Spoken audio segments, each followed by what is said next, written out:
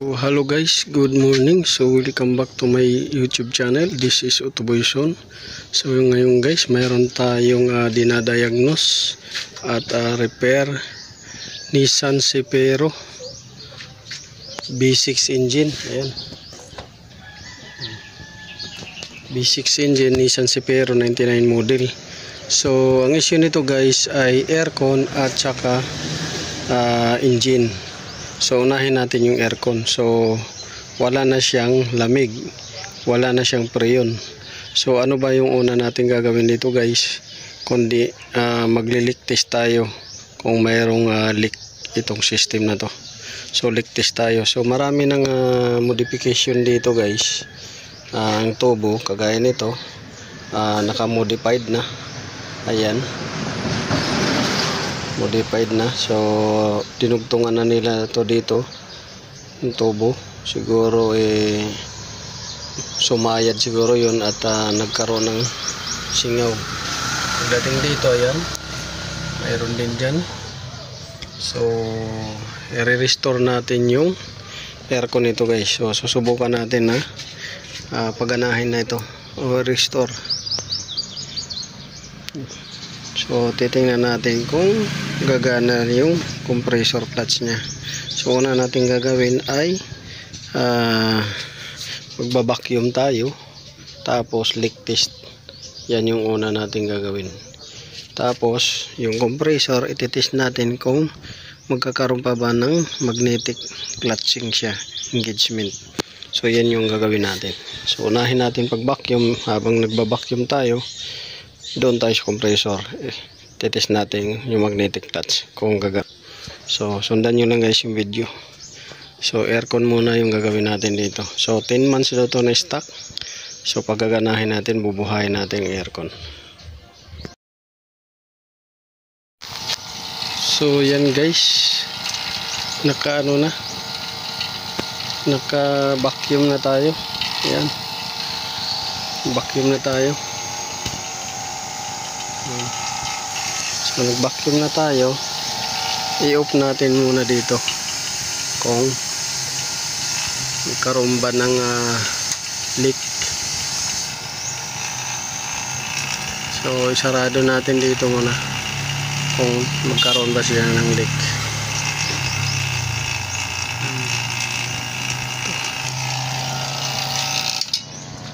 So yun. So observe natin dito kung aakyat ba siya. Kung aakyat yan, meaning may leak. So tandaan natin dito sa low side, andyan sa 30, green. Sa high side, parehas.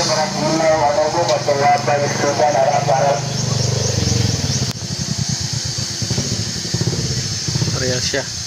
Dito sa compressor, dinugtungan natin guys ng wire dahil maiksi na yung wire nya, at para rin na pag-testing natin sa clutch. So kukuha lang tayo ng battery. So dinugtungan natin yan guys, gawa ng maiksi na yung wire nya.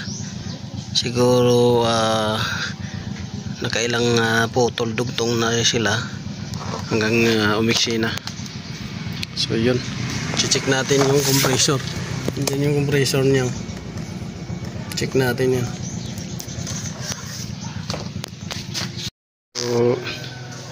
So dito guys, ating ano na to, ating check yung magnetic clutch. So pakinggan nyo na lang. So mayroon tayong bypass wire dito patungo dito sa positive nya. Mayroon tayong bypass wire, yan, patungo sa positive. So check nyo lang natin kung tutunog ba yung clutch. So lagay natin dito. Yan, hindi makita. Basta yung pakinggan nyo lang guys kung tutunog. Pakinggan nyo lang. Ayan.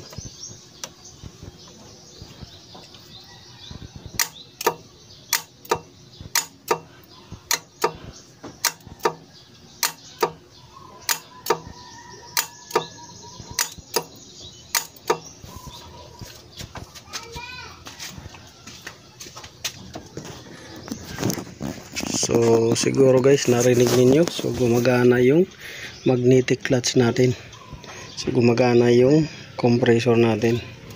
So may engagement ng magnetic clutch. So confirm na natin na gumagana, nag-engage siya.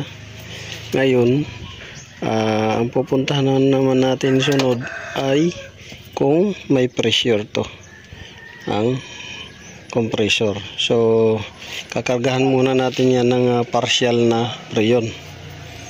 Kargahan natin ng partial yan ng preyon kung may leaking din. So bago natin kargahan ng preyon at oil para ma-confirm kung bumubomba ba yung piston or may loss compression ba or goods ba.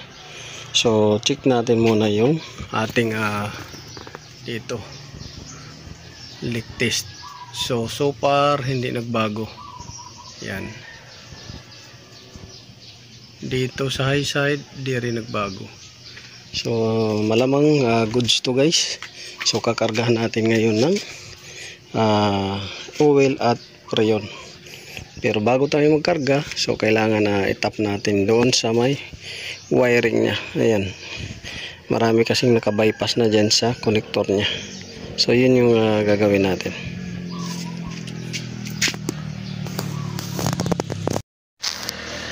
So dito guys,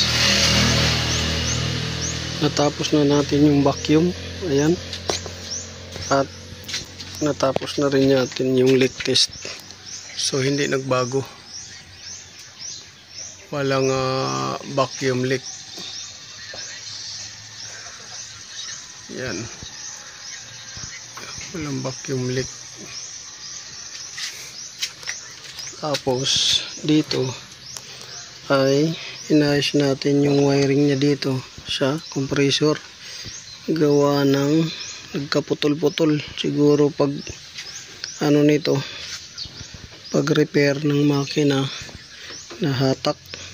So nagkaputol-putol. So nakikita nyo dyan, iba-iba na yung wire na nakalagay, kulay. Ayan. So inayos na lang natin.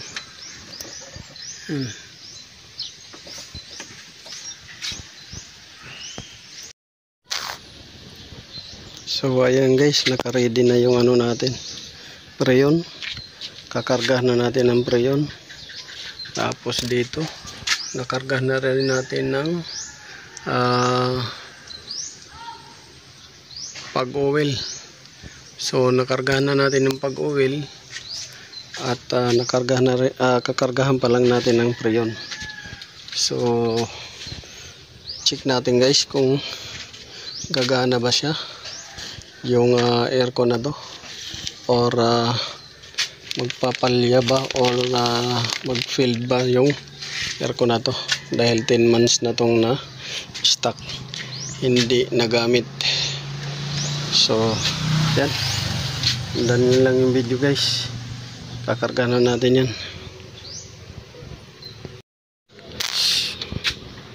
So okay na yung aircon dito sa labas. So malamig na sa loob yung aircon. So okay naman yung condenser nya, hindi nag-high pressure, hindi nag-over temperature.